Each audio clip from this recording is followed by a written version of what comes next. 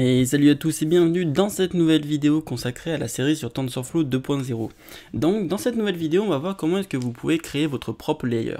Donc jusqu'à présent ce qu'on faisait c'est qu'on utilisait, on créait un modèle de type séquence par exemple. On avait vu dans la dernière vidéo qu'on pouvait créer des modèles des différents types de modèles, des modèles personnalisés où on faisait du subclassing.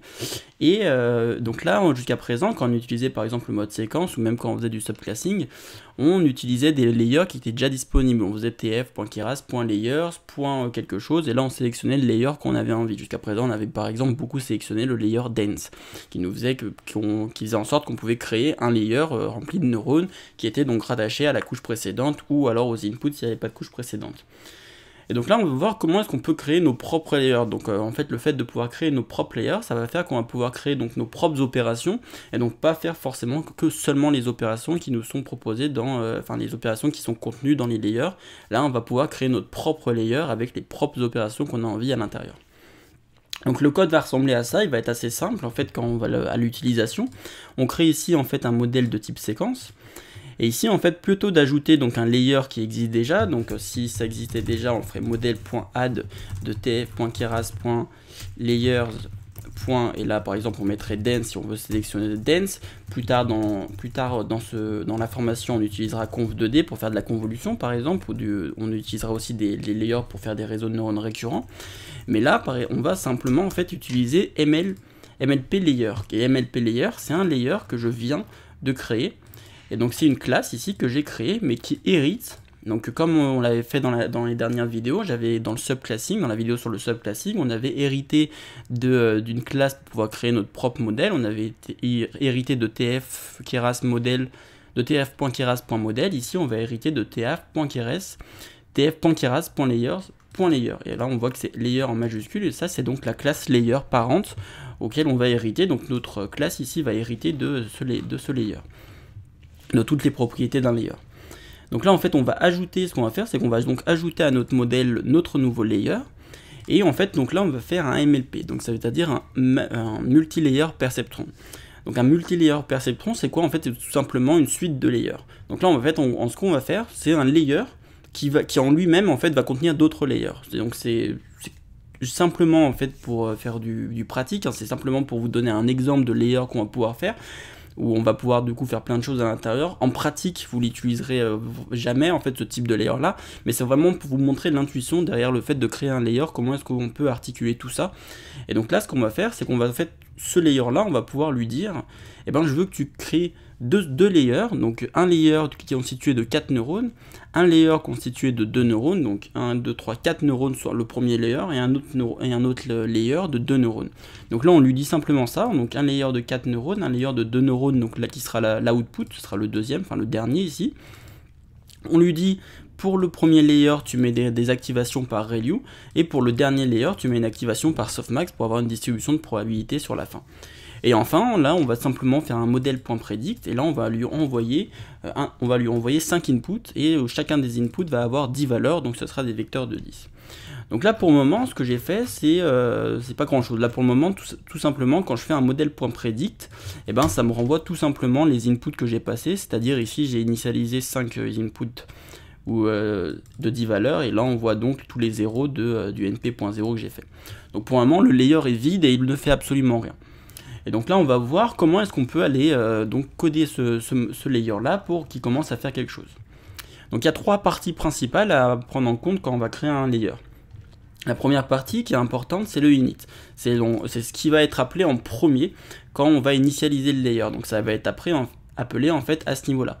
C'est au moment où je vais ajouter le layer dans le modèle, le init va être appelé. C'est à ce moment là, c'est à ce moment où je vais initialiser le modèle. Et donc là je lui passe les paramètres donc des layers que j'ai envie et des activations que j'ai envie pour chaque layer. Donc là actuellement je les récupère ici, donc units et activation, qui sont donc des listes qui contiennent à la fois le nombre de neurones sur les couches de mes layers et les activations pour chaque layer. Donc là ce que je vais faire pour le moment c'est simplement que je vais stocker ces informations. Donc là je vais stocker donc self.unit est égal à unix et self.activationList est égal à activations. Donc là, pareil en fait que tout comme quand on faisait du subclassing, il faut faire attention parce qu'on hérite ici d'une classe parente, il y a certaines propriétés de classe qui vont être déjà prises. Par exemple, si j'essaye d'assigner self.activation, et que je le mets par exemple ici à 0, et ben si j'exécute ça, alors là activation donc est pas pris, mais je pense qu'il y en a d'autres qui doivent être pris, peut-être output, ça doit être output comme ça.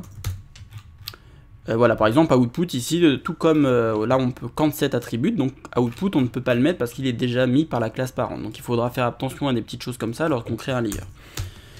Donc là, j'ai donc créé donc mes units, et là j'ai créé donc ma liste d'activation, c'est simplement, maintenant je vais pouvoir les réutiliser plus tard dans ma classe.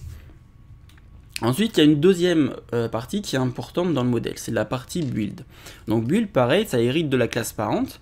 Donc là, ce qui est important, tout comme le init, ici, c'est d'initialiser la classe parente. Et pareil pour le build, une fois qu'on a fait nos opérations, on va voir quelles sont les opérations qu'on va faire dans le build. Une fois qu'on a fait nos opérations, ici, je vais tout simplement dire, eh ben, j'initialise maintenant le build de la classe parente. Parce qu'en fait, le build de la classe parente layer, a besoin aussi de faire certaines opérations dans la fonction build. Donc il faut bien penser à appeler le super pour faire le super pour appeler la méthode build de la classe parente.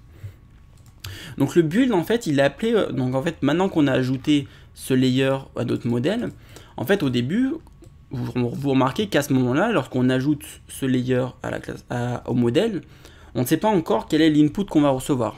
Ce layer là, enfin ce multi-layer perceptron ici, donc ce layer là qu'on va créer qui constitue 4 neurones et d'une activation par ReLU, il ne sait pas encore combien d'input il va avoir à gérer en entrée.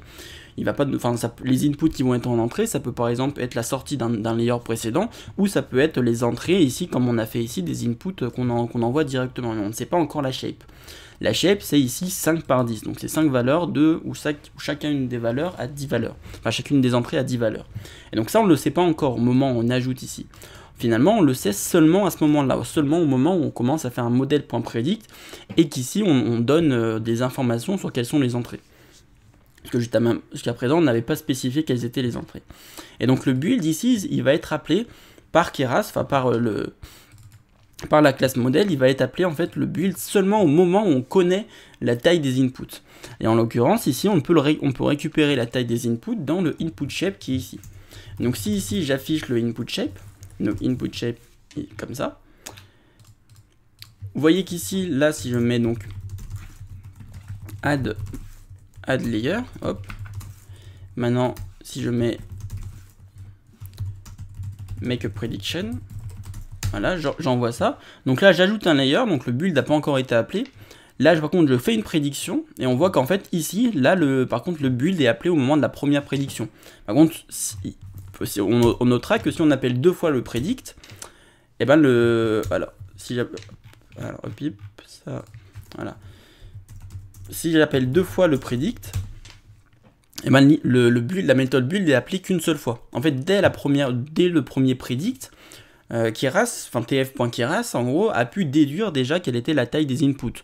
Donc, il ne va pas rappeler une deuxième fois la méthode build. La méthode build sera appelée qu'une seule fois par le layer, à partir du moment où on est capable de connaître la taille des inputs du layer qu'on vient de créer. Et donc là, on voit que si on affiche donc print input shape, eh bien on obtient donc none 10. Donc pourquoi none est 10? Donc là 10 tout simplement parce que chaque input a donc 10 valeurs. Et là on obtient ici none parce qu'en fait ça veut dire tout simplement qu'on peut avoir autant d'inputs qu'on veut. Ici c'est ici on en a envoyé 5, mais on aurait pu là à partir d'ici on peut aussi en envoyer par exemple 15 et ça marchera tout aussi bien. Donc là, il n'y a pas de problème à se poser sur combien il y a d'inputs. On sait qu'il y en a autant qu'on veut. C'est pour ça qu'il y a le none qui est ici, pour simplement spécifier qu'il y en a autant qu'on veut. Voilà, donc là maintenant, on a compris quel était l'intérêt de cette fonction build. Donc en gros, build sera appelé que la première fois pour pouvoir dire au layer quelle sera la taille des inputs qu'il va recevoir. Donc maintenant qu'on sait quelle est la taille des inputs qu'on va recevoir, il va falloir on va pouvoir maintenant commencer à créer les poids de chacun des réseaux de chacun des layers. Donc là on sait, parce qu'on a ici stocké la liste des layers qu'on a envie, on sait le nombre de layers qu'on va devoir créer. Et donc pour chaque layer, maintenant il va falloir créer tous les poids pour chacun des layers. Donc je vous avais expliqué que chacun des neurones est donc connecté à toutes les entrées. Donc mettons qu'on a 5 entrées, enfin qu'on a 10 entrées comme ici, donc on a 10 entrées. Donc chacune de ces entrées aura donc, sachant qu'ici on veut un layer de 4 neurones, chacune de ces entrées on sera donc connectée à 4 poids. Il y aura donc 4 poids, donc 4 variables qui vont devoir être créées par entrée. Donc on va se retrouver avec 40 poids en tout à créer. Donc ce qu'on va faire là maintenant, c'est que pour chacun des layers, on va donc créer les poids, les variables qui vont nous permettre ensuite de pouvoir faire des prédictions. Donc là, ce qu'on va faire, c'est que, hop, là je vais arrêter de faire le print. Et donc là, je vais donc itérer parmi tous les layers. Donc là, si j'itère parmi tous les layers, hop, j'obtiens bien la taille des layers que je vais devoir créer. Alors là, j'ai un petit souci. Hop. C'est unité avec un S. Hop. Donc là, j'obtiens bien le fait que je dois créer ici un layer de 4 neurones et ici un layer de 2 neurones. Donc là, ce que je vais faire, c'est que je vais donc créer ces variables. Je vais créer ces variables et je vais les créer de la manière suivante. Donc là, ce que je veux faire, en fait, c'est que je crée donc mes poids, donc qui sont mes variables. Et pour ça, j'utilise donc la fonction addWeight. Et addWeight, ici, elle est accessible parce que j'hérite ici de la classe parente, qui est la classe layers, et qui me permet de pouvoir ajouter des poids. Et donc c'est important ici de passer, si je veux ajouter des variables, de passer par la classe layer, parce que comme ça, automatiquement, je vais pouvoir plus tard, par exemple, utiliser model.trainableVariables pour avoir accès à toutes les variables qui peuvent être entraînées dans mon modèle si je veux pouvoir faire un entraînement personnalisé, comme on l'avait vu dans les dernières vidéos. Donc là, c'est important, voilà, de faire addWeight. Ici, je mets le nom en gros de ce weight. Donc ici, je vais pouvoir mettre, donc par exemple, weight-%s. Et là, par exemple, je vais mettre le nombre en fait qui correspond au nombre de neurones en fait qu'il y a sur cette couche. Je pourrais mettre d'autres choses, hein, là à la limite c'est peut-être mieux de mettre par exemple le numéro du layer. Donc là je vais simplement faire comme ça, hop, et donc du coup ici je mettrai le numéro du layer et comme ça met en gros weight le numéro du layer. Donc là le premier layer ce sera donc 0 et après ce sera 1, etc. Donc là c'est mieux de faire comme ça. Ensuite, je vais spécifier la shape du layer. Donc là, la shape, c'est le nombre en fait la shape de ces poids que je suis en train de mettre. Donc là, c'est important en gros de pouvoir mettre cette shape là pour dire combien est-ce que je veux de poids. Et donc là, ici, à la première itération, input shape crochet 1, on se rappelle que input shape c'était non,10. Donc ici, input shape crochet 1, ça nous donne 10. Et donc là, ça va nous donner donc une shape de 10 par 4. Sachant que le premier layer ici c'est 4, ça nous donnera donc une shape de 10 par 4. Et donc ça va créer une matrice en fait de 10 par 4, et donc ça nous fera un tableau de 10 par 4 valeurs qui seront donc tous les poids pour chacune des entrées. Ensuite, je mets l'initialiseur que j'ai envie. Donc là, en fait, l'idée, c'est que les poids, ils vont s'initialiser avec une certaine valeur quand on va les créer. Et donc là, mettre une distribution uniforme, ça va en fait initialiser les poids selon une distribution uniforme. Donc ça va être aléatoire selon cette distribution-là. Donc tous les poids vont s'initialiser ici entre 0 et 1. Et ensuite, ici, je spécifie le fait que ces poids peuvent être entraînés. Donc, c'est-à-dire que quand on va essayer de faire une descente de gradient, donc on va essayer de minimiser une erreur, ici, parce que je mets trainable à true, ça veut dire que ces poids-là, eh ben, ils peuvent être entraînés, ils peuvent être modifiés. Donc, on va pouvoir calculer le gradient et modifier ces poids-là en direction du gradient. Donc voilà, donc ça nous crée donc notre matrice de poids. Hop. Donc là, maintenant qu'on a créé cette matrice de poids, ce qu'on va faire, c'est qu'on va l'ajouter à la liste de tous les poids qu'on a à disposition. Donc en l'occurrence ici il faut que je crée une liste en gros de poids, donc weight underscore list, qui sera pour le moment vide. Et là ce que je vais faire, c'est que je vais ajouter en gros dans ma liste de poids, je vais ajouter ici les poids de ce layer là. Donc en gros ici la première valeur de ce liste, ce sera donc les poids du premier layer, donc du layer constitué de 4 neurones. Et ici la prochaine fois qu'on va rajouter quelque chose dedans, ça va être les poids de ce deuxième layer. Donc là, ce que je vais faire pour pouvoir itérer dans ma boucle, c'est que je vais maintenant changer l'input shape pour que l'input shape, en fait, ce soit none, donc autant de valeurs que je veux, et virgule unit, donc le nombre d'unités, en fait, du layer actuel que je viens de créer. Donc, c'est-à-dire 4. Et en fait, ça va nous permettre qu'au prochain tour de boucle, maintenant, et ben l'input shape, si maintenant j'affiche ici l'input shape, donc là, ce que je vais afficher, c'est le nombre d'unités, donc le nombre d'unités du layer qu'on est en train de créer, et l'input shape qui correspond. Et donc si on fait ça maintenant, hop, on voit bien que à la première itération, donc on devait créer un layer constitué de 4 valeurs, et l'input c'était autant de valeurs qu'on veut, et chacune des valeurs a 10 valeurs. Et là, sachant que maintenant, à ce niveau-là, on veut créer un layer de 2, mais l'entrée de ce layer-là, c'est le layer précédent. Et donc le layer précédent, il est constitué de 4 valeurs. C'est les 4 outputs de chacun, c'est les 4 activations de chacun des neurones de la couche précédente. Donc 4 valeurs ici. Ce qui nous donne donc notre nouveau layer ici. Donc là,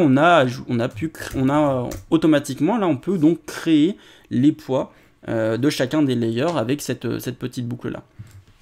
Donc ça, c'est la méthode build qui donc sera appelée seulement à l'initialisation. En gros, à partir du moment où on connaît l'input, la shape de l'input précédent.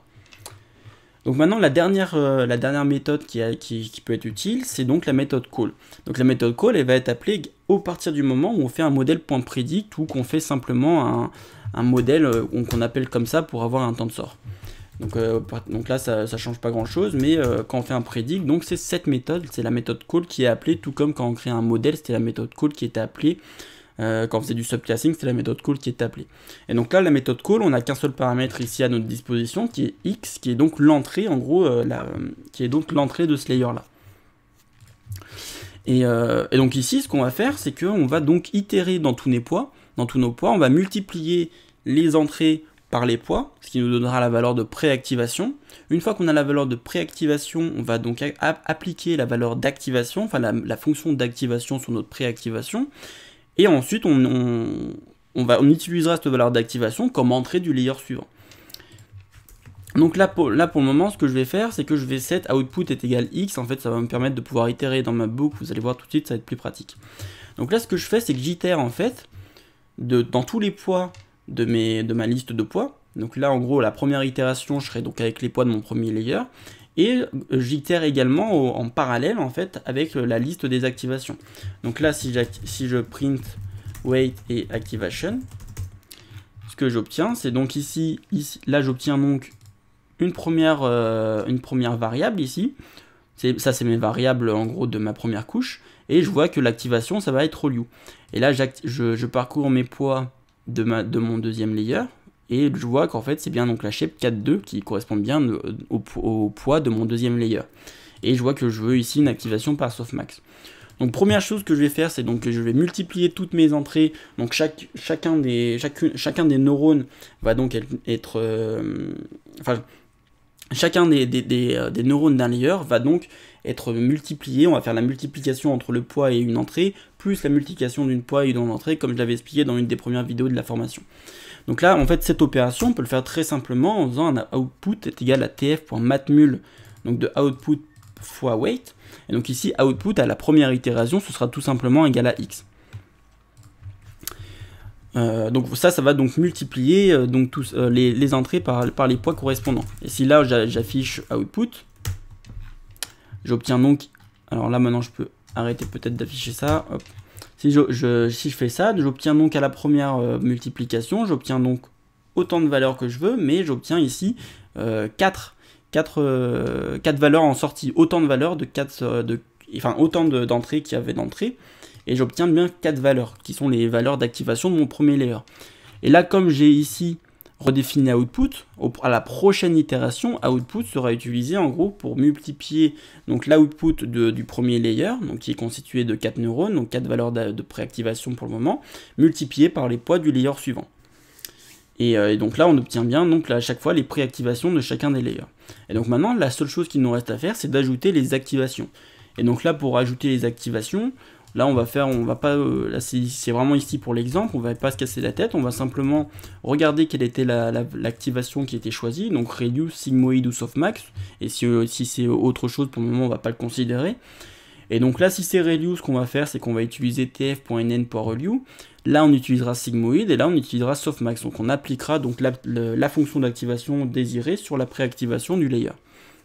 Et en faisant ça, ici, là on vient de créer donc un layer, qui se charge, donc là il faut maintenant juste pas retourner x derrière, mais là on retourne output, et là maintenant en fait on a donc bien nos outputs, on a donc on avait donc 5 inputs, et donc pour chacun des inputs on a les softmax, donc les deux valeurs des neurones d'activation donc qu'on a à la fin.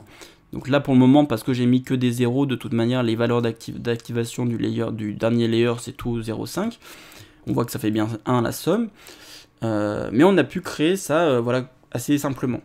Et en fait, ce qui est intéressant ici, c'est que si j'ajoute, mettons ici maintenant, un autre layer, si j'ajoute tf.keras.layers.dense, et que là, j'ajoute par exemple 5 unités, et ben tout va marcher correctement. La seule chose qui va changer, c'est que ici, au moment du build, là, on voit que l'entrée, maintenant, c'est 5. C'est autant de valeurs de 5, parce qu'ici, on a rajouté un layer avant. Et donc, ce layer-là, il a donc 5 valeurs d'activation, qui sont les 5 neurones de cette couche-là. Et donc, les inputs de ce layer-là, de ce multi-layer perceptron qu'on vient de créer, et ben les inputs, c'est tout simplement les 5 valeurs d'activation du layer précédent. Et s'il n'y était pas, alors c'était les inputs qu'on a passés ici, c'est-à-dire 10 inputs. Donc voilà, donc là en fait grâce à ça en fait vous avez pu voir comment est-ce qu'on peut créer en fait de manière simple un layer. Donc nous là dans les prochaines vidéos on l'utilisera très peu, ça c'est la création de layers comme ça, mais c'était important je pense de vous montrer comment est-ce qu'on peut créer ce genre de layer là. Et donc n'hésitez pas à vous plonger bien dans ce code là pour bien comprendre, en fait ça utilise plein d'opérations qui sont assez importantes à comprendre.